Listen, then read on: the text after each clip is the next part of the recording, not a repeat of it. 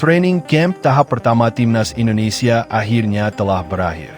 Para pemain sudah menunjukkan kemampuan terbaik mereka di hadapan pelatih kepala John Herdman beserta jajaran staf pelatih.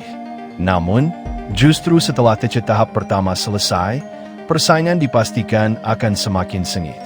Pasalnya, TC tahap kedua menjadi momen paling krusial dalam proses pembentukan skuad utama Timnas Indonesia. Setiap pemain harus berjuang lebih keras untuk mempertahankan tempatnya di dalam tim. Beredar berbagai spekulasi mengenai siapa saja pemain yang akan bertahan dan siapa yang berpotensi tersingkir. Hingga saat ini, PSSI maupun pelatih John Herdman belum mengumumkan daftar resmi pemain yang dicoret ataupun dipanggil untuk tahap berikutnya. Meski demikian, berdasarkan performa selama pemusatan latihan, kebutuhan taktik, serta persaingan di setiap posisi, banyak pengamat mulai memprediksi akan ada perubahan cukup besar dalam komposisi skuad.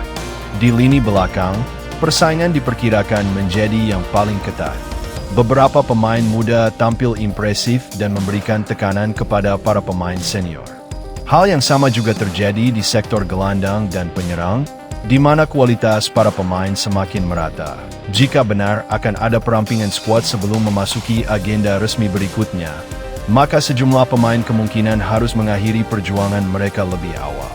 Sebaliknya, beberapa nama lain berpeluang mendapat kesempatan membuktikan diri pada TC tahap kedua. Perlu ditegaskan bahwa hingga artikel ini dibuat, belum ada pengumuman resmi mengenai 13 pemain yang dicoret maupun 13 pemain baru yang masuk.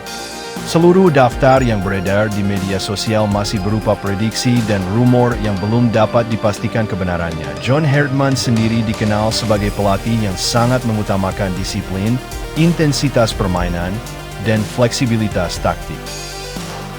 Oleh karena itu, keputusan akhir kemungkinan tidak hanya didasarkan pada nama besar, tetapi juga pada performa selama latihan, kondisi fisik, dan kecocokan dengan strategi tim. TC tahap kedua diperkirakan akan menghadirkan intensitas latihan yang jauh lebih tinggi.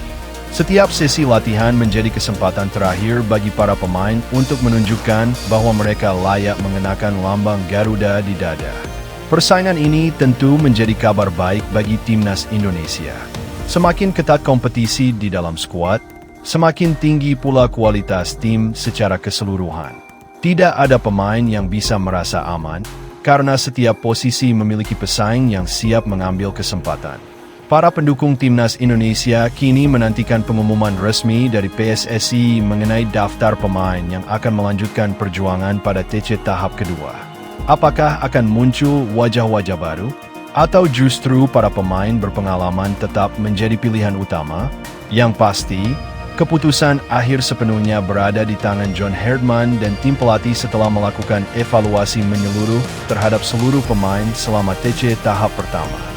Bagaimana menurut kalian? Siapa pemain yang layak dipertahankan? Dan siapa yang menurut kalian pantas mendapat kesempatan pada TC tahap kedua? Tulis pendapat kalian di kolom komentar.